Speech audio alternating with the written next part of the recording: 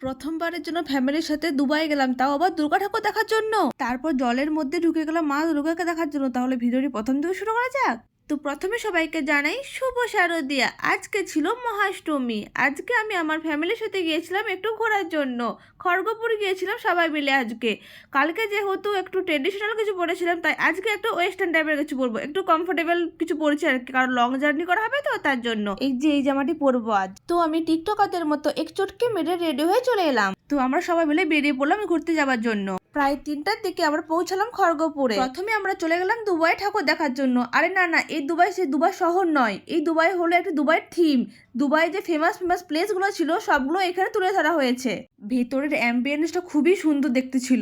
Dubai famous সোনার জন্য। আর এখানে সোনা থাকবে না তা কি হতে পারে কোনো? দুবাই যেহেতু থিম করা হয়েছে, সোনাতে রাখতেই হবে। পুরোপুরি সোনা ঠিক নয়, এখানে সোনা টাইপের জিনিসগুলো বানানো হয়েছে যারা মানুষ বুঝতে পারে এখানে সোনা টাইপের কিছু আছে। তারপর আমি একটা ভিডিও করে নিলাম এটার সাথে। কোনোদিন যদি দুবাই যেতে না পারি আর কি, একটা শখ তো মিটে গেল যে দুবাই তো দেখেছি। দেখতে পাচ্ছ কত মানুষের ভিড়। এখন কিন্তু 3:45 মতো বাজে, প্রায় ভোর হয়ে গেছে। তা সত্ত্বেও মানুষের এত ভিড়। যদি 12টার সময় আসতাম মনে হয় আমরা ঢুকতেই পারতাম না। তারপর ওখান থেকে বেরিয়ে কয়েকটা প্যান্ডেল দেখে নিলাম। খড়গপুরের সমস্ত প্যান্ডেল দেখা সত্যি সম্ভব নয়, কারণ আমরা তো সব রাস্তাঘাট চিনিও না, নতুন জায়গা যেহেতু আমাদের কাছে। তো কয়েকটা দেখার পরেই আমরা চলে গিয়েছিলাম মেদিনীপুরে। আমরা পৌঁছে গিয়েছিলাম পুরোনো দিনের একটা জায়গাতে। এখানে ইতিহাসের সমস্ত কিছু তুলে ধরা হয়েছে। যারা আমাদের দেশের জন্য শহীদ হয়েছিলেন তাদের কয়েকটা ছবি বা তাদের কয়েকটা রেডিওতে কয়েক জিনিস শোনানো হচ্ছিল, সেগুলোই তুলে ধরা হয়েছে এখানে। এই যে দেখাচ্ছি তোমাদের, এই দেখো।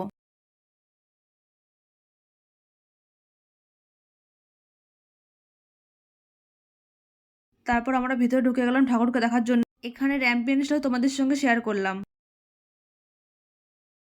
তারপর ওখান থেকে বেরিয়ে লাইটের পথ দিয়ে হাঁটতে হাঁটতে আরেকটি খুব সুন্দর বড় গেট দেখতে দেখতে আবার পৌঁছে গেলাম পরের একটি প্যান্ডেল।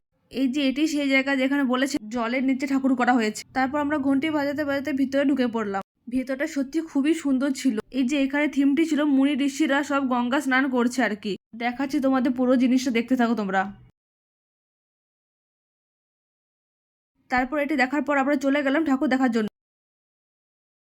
এখানে সমস্ত সামুদ্রিক প্রাণীকে তৈরি করা হয়েছিল। জায়গাটা কিন্তু খুবই সুন্দর ছিল, আমি ভাবতে পারিনি এরকম কিছু করবে বলে।